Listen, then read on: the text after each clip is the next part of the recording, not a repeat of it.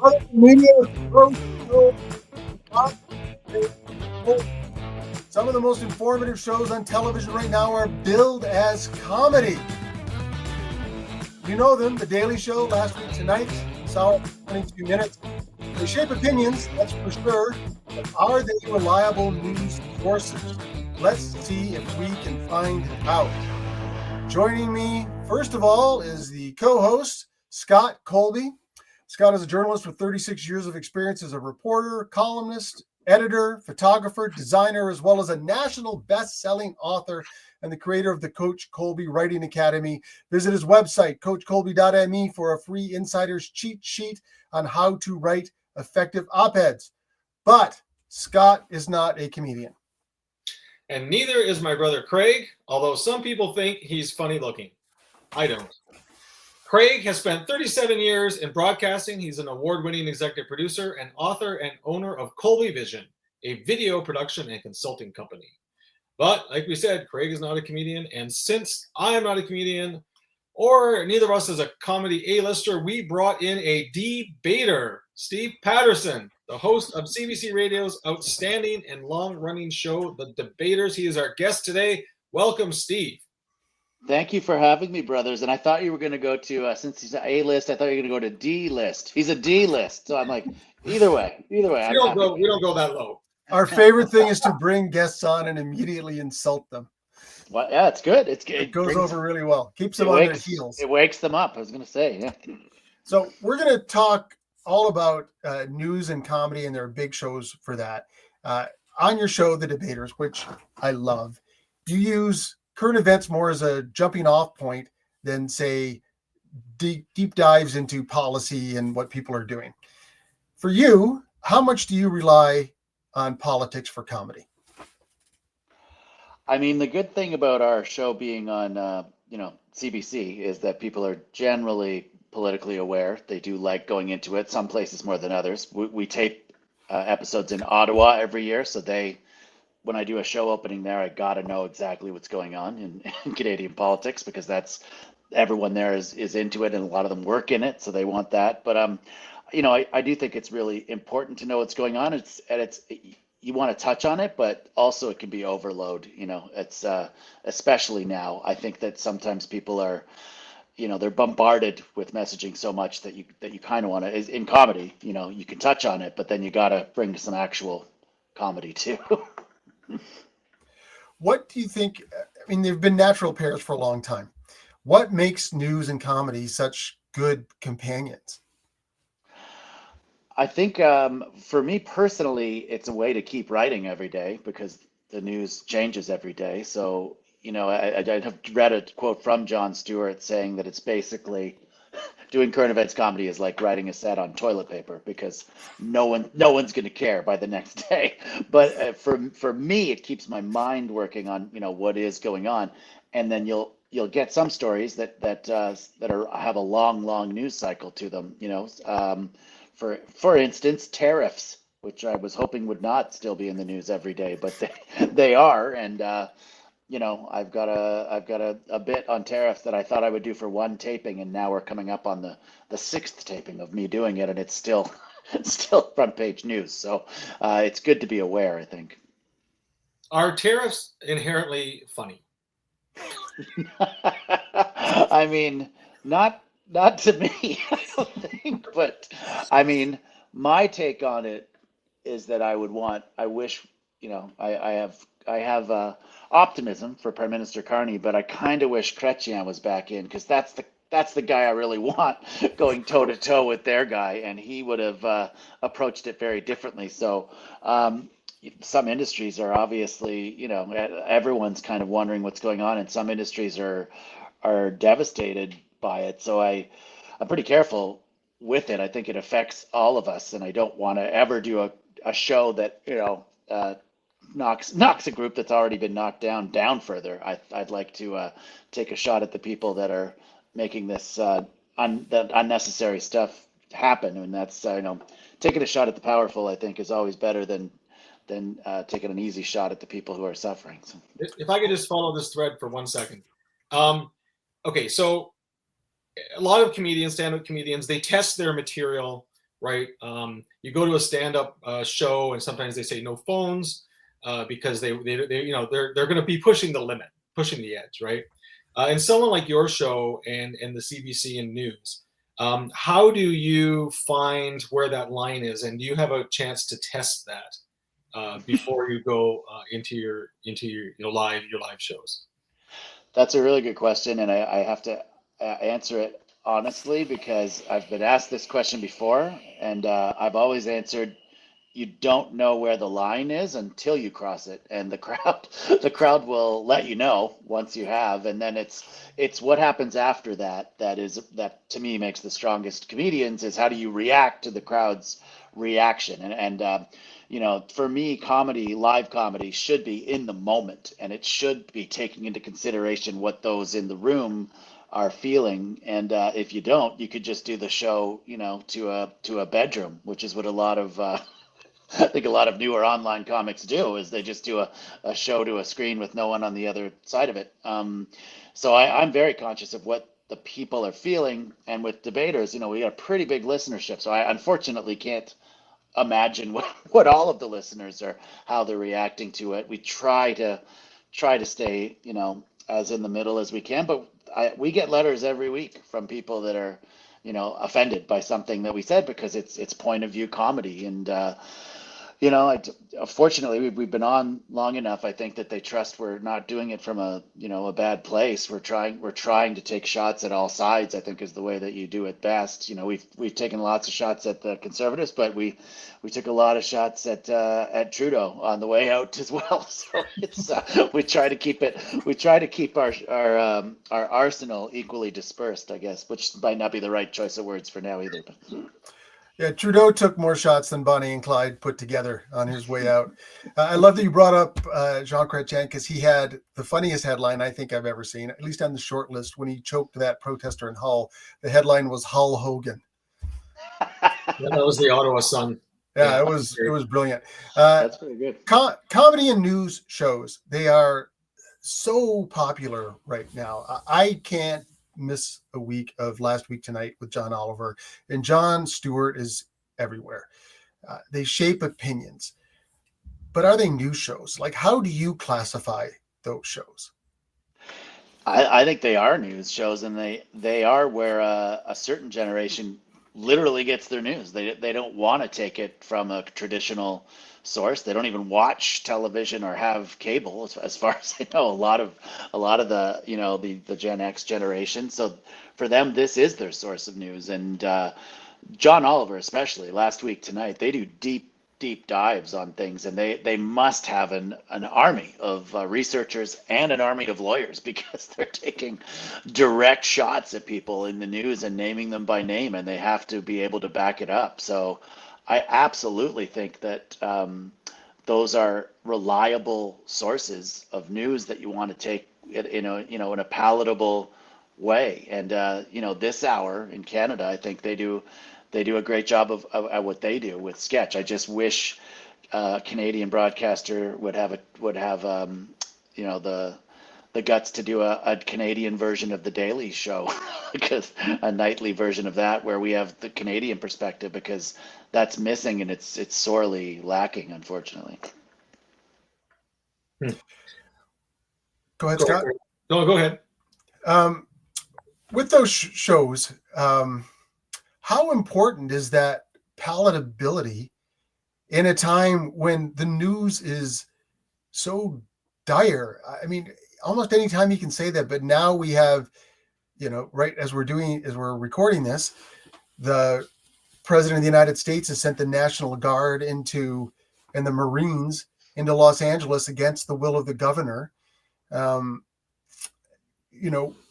The more than a century of good relationship between the United States and Canada is apparently at an end. There's so much bad news. How does comedy make that more palatable to keep people informed? I mean, I think it's I'd go beyond palatable. It's essential. I mean, it's an old saying, but if you don't laugh, you'll cry. I mean, if you just take everything that's in the news right now and everything the way the world is going, and do deep dives on that with people that look at it from the most dire perspective of what can happen, you probably won't get out of bed. So I think I believe it's more important now than ever to have informed comedy that's actually based on fact and be able to find the humor in it. As I said, taking shots at the people that are obviously the oppressors in the group, the people that have obviously come from a place of power, and taking them down a notch or two is important work as far as I'm concerned. And that should be done. It shouldn't be laughing at people that are suffering for no fault of their own. But absolutely, we should be taking a shot at thin-skinned people with no discernible sense of humor. And I think we all know who we're talking about. Well, there's clear. I'm sitting right here, Steve. Come on. I mean, there's a clear winner in that category, but the category is fully occupied as well. Yes. There's Yes. more than one of those. so are you saying good choice of words too? Fully occupied. Are you saying that the more dire the circumstances we are in, the more we need news comedy shows to help cope? I mean, I didn't say it that eloquently, Scott, but yes. I mean, if that's going to be on a poster with my face, yeah, I'll take it. Comedy is more necessary now than ever, and there's so many different ways to get comedy, and so many people that there's no barrier to being a comedian. You turn your camera on once and declare yourself, and that's it. So I think people need to, just as it is with news, they need to seek out reliable comedy, hopefully experienced to some degree, so that it's people that know what they're doing. And but I do think it's more essential now than it's ever been. But do you run the risk of it being too soon, right? Or do you even care about that? We'll take that risk if we're going to take on a topic that's so fresh and raw. You guys would probably know this fact because you seem like guys that know facts. But Glad we seem that way. You seem like that. You've done a great job of that facade. But the attention span of people has come down so much that, and this is the funny part, is this is from a report that might not have been true, but could conceivably be true, is that I believe it's less than that of a goldfish now. So if the human attention span is only lasting for seconds when it used to have lasted for minutes, you've got to get to people quickly, and the news cycle is so much quicker now that literally you need to do it within the day. So I think if it's a well-crafted piece of comedy that is taking aim at the right targets, I think it can be instantaneous. And I've gone through it. If I've logged on to X, formerly known as Twitter, which so many people don't seem to want to roll with, but if I log on to that, and the only reason I am on that is to see what's going on with both sides of the equation. But if I see something breaking on that I want to make a joke about, I look, and the joke has probably already been made if it's even an hour old. So you have to react immediately, I think, from a comedy perspective, if you can. You talk about the lack of attention span and the depth, and I want to come back to last week tonight with John Oliver, because if my kids ever ask me how to do an essay, and they will never ask me that, even though I'm fully qualified to answer that question, I would point them at John Oliver's, the last 2/3 of the show. They do. There's a desperation for more in-depth journalism, but they do deep dives on what you would think would be incredibly dry topics, yet it works so much. I don't have a question about that, but I know you watch the show. What are your thoughts on what they're doing with these incredible essays? Again, that's my go-to. I mean, I like what they do with the Daily, and there's other shows that are out there. Lots of people are trying to do it, but for whatever reason, I've been a fan of John Oliver since before he came to North America. I met him at the Edinburgh Festival when I saw him do a whole show about current events that I didn't even know what he was talking about, because it was all UK current events, and I still found him encapsulated, or I don't know what the word is, but he was he was obviously well informed, and this was him without writers. So I think that it's a natural thing to him to do a deep dive, to call people on stuff, uh, and to combine, pretty intellectual topics with then the most base put downs. And then when you combine that and you have someone on graphics to visualize what he just said, I think that they've paced it perfectly on that show. Is that, look, I've been talking about this for a while. Here's a quick shot of that bird from earlier eating that thing. Like they are aware that they're doing it, and they do it in a way that, they're constantly looking for, when can we interrupt ourselves, keep it funny, and then get back to it. So there's a reason that show keeps winning all the awards you can in that category.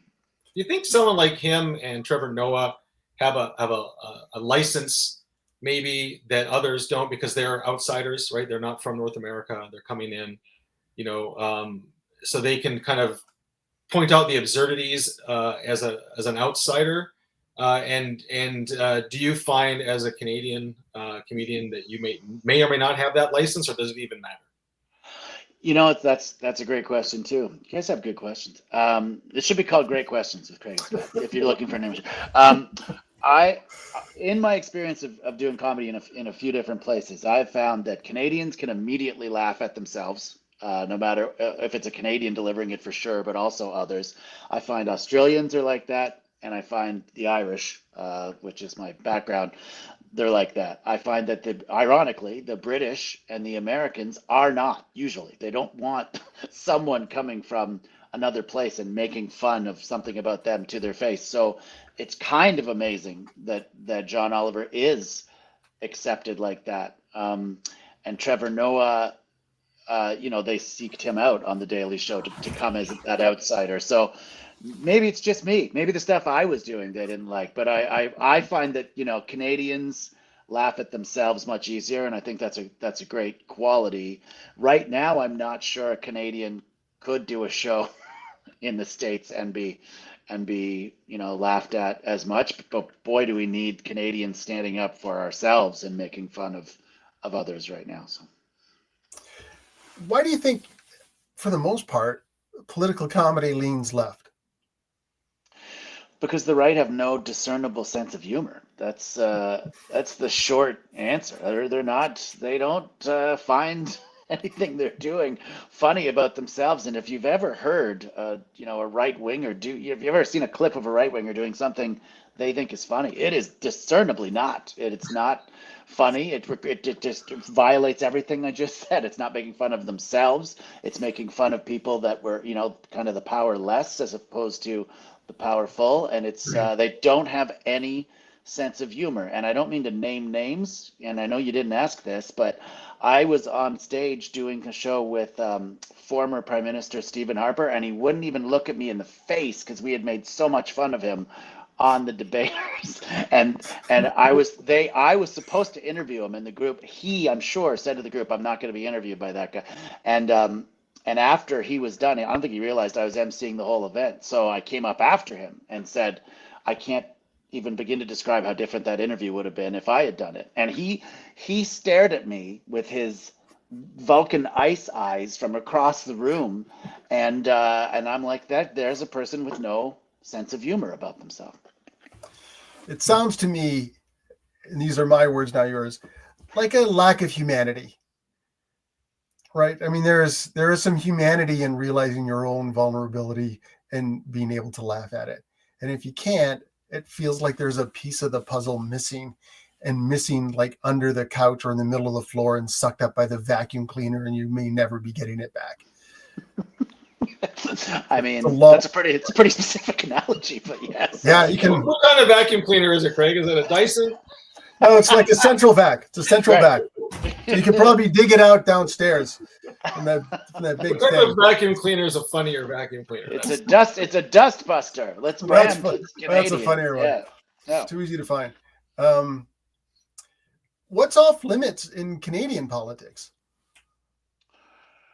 Again, I don't think it has to be necessarily Canadian or American or whatever. I just think that's, again, it's not making fun of the oppressed, who are being oppressed through no fault of their own. And, you know, the Canadian military has been a pretty easy target for a long time, but the men and women who serve in the Canadian military are not, you know, shouldn't be made fun of for their circumstances and their lack of resources, which, as we speak, seem to be getting beefed up pretty good. So they're gonna. Who's laughing now, Patterson? But I did a joke once on a comedy special about, you know, the military, Canadian military, being called to Toronto to help us clear some snow, and they showed up in forest green camouflage. And I don't want to be an idiot here, guys, but I can see ya was basically my joke, and that to me it's still a good joke, but you know, I kind of delved into it a bit further, and I got a letter directly written by someone who's a family of a military person, and I took that to heart because it's not the people that are serving that should be joked about, you know, it's the circumstances. So now I try to make sure if I'm going to do a bit that I research it well, that I laugh at the situation, and that I give a little disclaimer. I'm like, I admire everyone that serves, but we got to give them the right equipment. Right. You say that Canadians are pretty good at laughing at themselves.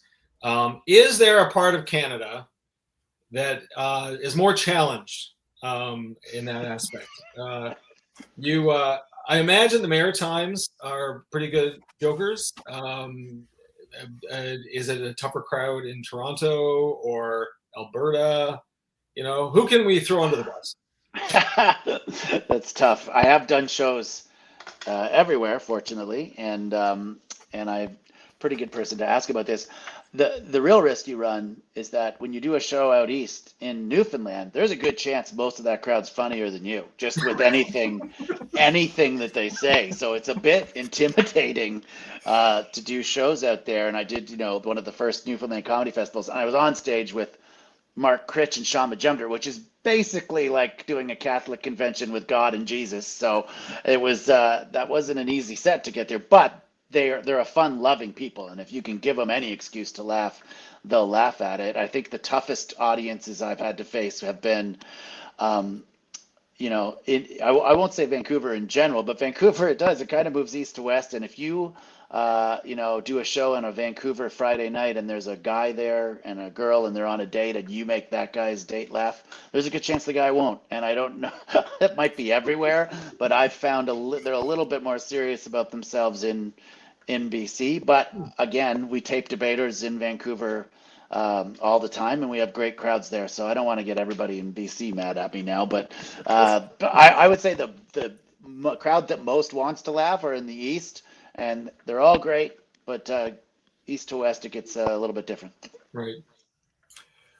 Well, you talked about the trouble with the military, and that is a very funny joke. I can see you. I'm going to be laughing about that later. What's gotten you in the most trouble? I don't know. I don't get. Well, this is funny to me. When I first started hosting the debaters, we got a letter. This is probably when they stopped sending me letters that people would send in, because, as you might imagine, grammar is very important to CBC radio listeners.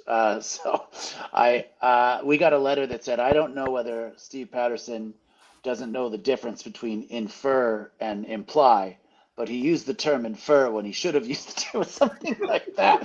And so I put canceled. You're usually canceled. Yeah, that's right. So I put into a script, "I don't know whether you're inferring, I don't know how to use imply, or implying, I don't know how to use infer. Either way, I insist you have a sense of humor."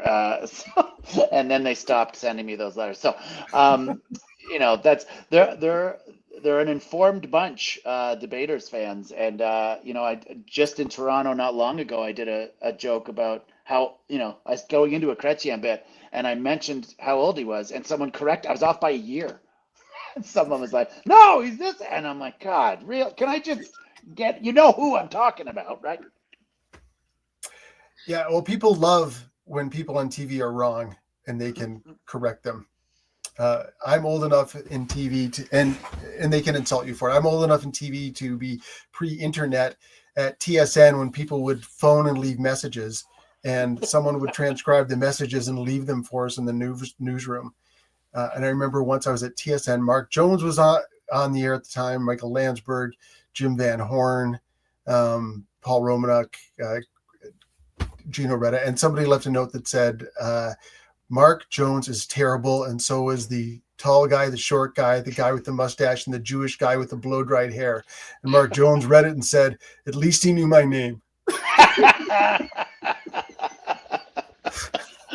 I agree with that. Yeah, and I mean, Jay and Dan used to do a segment at the end, right? Of like, you blew it, and they would make fun of themselves for a mistake they made earlier in the broadcast. And I think that's the way to empower yourself against that, is to be like, yeah, of course I made a mistake, but there was a time when I would have been the whole show if they was just you blew it.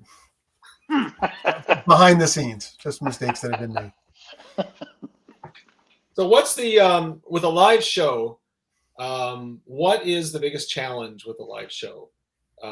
Is it reacting to what's coming up, or is it just having it well planned? Oh, I can't hear. What happened? I think Steve. Can you not hear us, or can we not hear you? Sounds like Steve's sound went out. Sounds like we have lost Steve's microphone. Well, he's pointing to his ears, so maybe he couldn't hear. The funniest part is Scott asked a question about what can go wrong in a live show. okay. I know. While we're live, guys. Sorry. And we lost. Well, we just answered our own question. Yeah. Okay. I can hear you guys. The Bluetooth took over another device in my. Well, oddly enough, the question Scott asked is, what's the hardest part about doing a live show? That was a very prescient question. I And now anticipated our live show was about to go in the dumpster. Well, now there's a train going by in my Junction neighborhood, so now you get to have the real majesty of this place.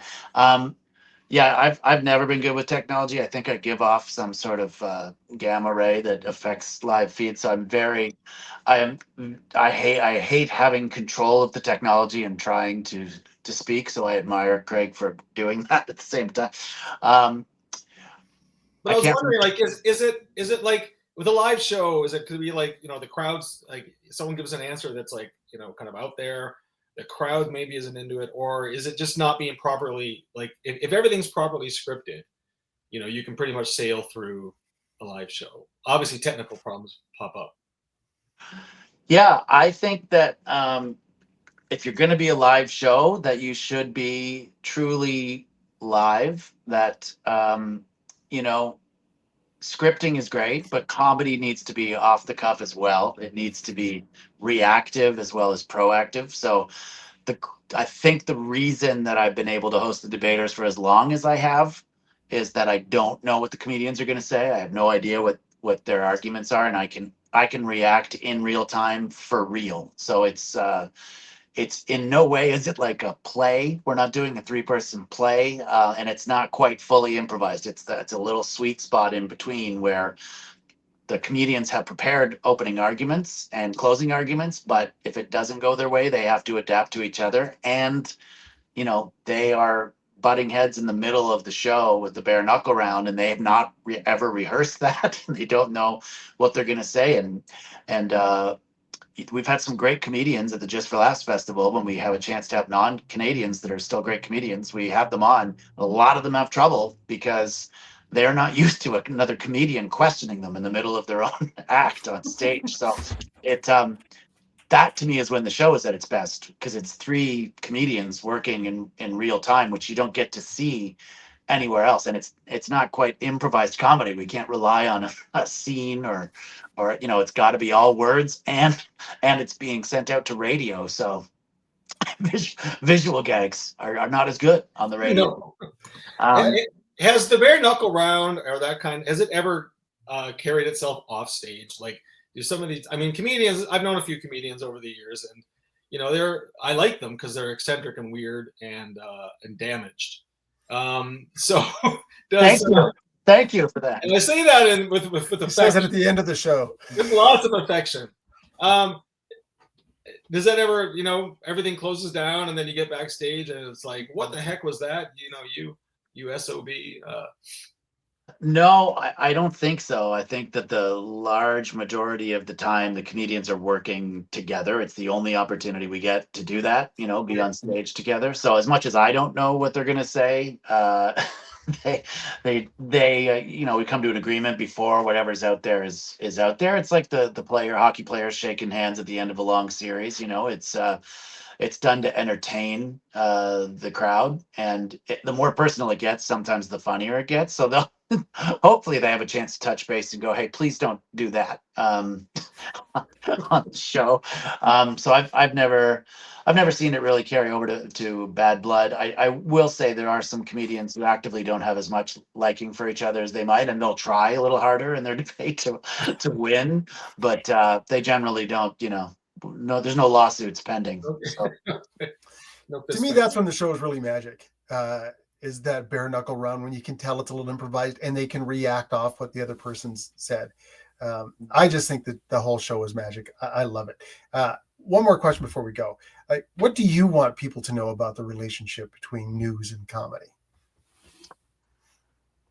Again, I think that it's changing. Both things are changing before our eyes. I guess everything is, but the pace is so quick now that the traditional ways of doing it are not the only ways of doing it. But having said that, we're talking about John Oliver and kind of really doing a deep dive on something. And to me, comedy is at its best, live comedy, when it's however long the set is, you call back to something that happened earlier, you've crafted material that works together, you've interacted with the crowd a little bit so that they are part of the show, because why else do a show for a live audience if you're not going to be in the moment? And to me, the best comedians bring all of that together at the end of a set. They don't forget anything that happened. They incorporate it into their show, and there's a reward at the end for having listened to the whole set and the whole show.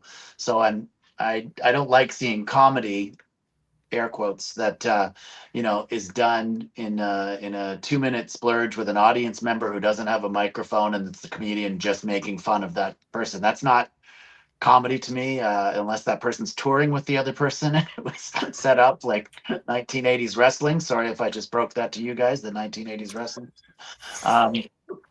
I like a comedian that can craft a great set, leave room for the audience to interact, and bring it all together at the end. So that, for me, that's the kind of comedy that I'm interested in doing and interested in seeing. And there's a few great comedians out there.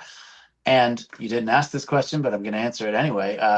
Canadian comedians, pound for pound, are the funniest in the world to me, in the English-speaking world. So, it's great that there's American acts coming through that have had lots of media behind them. But I would like to see more Canadian comedians selling out big venues on their own, not just the American names who we've been told are funny by the media, and we go along with it. Stupid media. Stupid media. What do they know? Well, that's a good point. That's a good point, that there is a lot of talent, and thankfully your show exists to at least give some of those comedians a national audience. Yeah, it's a big part of the mandate of the show. We're going to Yellowknife in a couple days, and we'll have people on the show that are based in Yellowknife, and they don't tour throughout Canada, but they can have their comedy heard because of this show, and people will look them up. And if they do get to tour down the road, we can play a small part in opening them up to at least national audiences. And now, with podcasts, thank goodness, going international, like their comedy can be heard throughout the world. So that's a huge benefit of the show to me, is breaking new acts that, again, pound for pound, I'll put Canadian comedians against anybody in a comedy. And so will I. And listen, if people aren't listening to CBC, The Debaters, you got to correct that, because that show is such a great showcase, and I love it. And Steve, I think you're the top of the charts for all of them. The only time I've seen you live was at a I think they were still the Geminis back there. Might have been the Canadian Screen Awards. It was Lifestyle Night. Anybody who knows me knows that I like to make fun of lifestyle shows because they don't always represent the truth very well. But I didn't come close to what you did that night. My boss had a background in lifestyle, and she did not like how much I was laughing at that. It was good. I did my job then. Yeah. You did. This is the point in the show where we promote our books. And Steve, since you're a guest, why don't you talk about your book first? Well, this is the big week of the year for my book. It's called Dad Up. It's about dadding. It was written during the pandemic when I wasn't able to tour. And I have got 2 young daughters, and our youngest daughter was born just before the pandemic. So there's those insights for old dads of young kids, but I think it works for all dads. Old dads of young kids. I think that's you, Scott. Yes, I was What are 47. you? I was 47 when my twins were born. So, Oh yeah, that's up there. Yeah. and I had a column at the Star called "Late in the Game." It was I ran for 2 years. It was a parenting column about the trials and tribulations. Well, it was about other things. But anyway, yes, I need to get the book. I need to dad up. And people need to get your book. That's what you think, to learn how to write editorials. And they should also get my pandemic book, all caps, Stories That Justify an Outrageous Hat collection.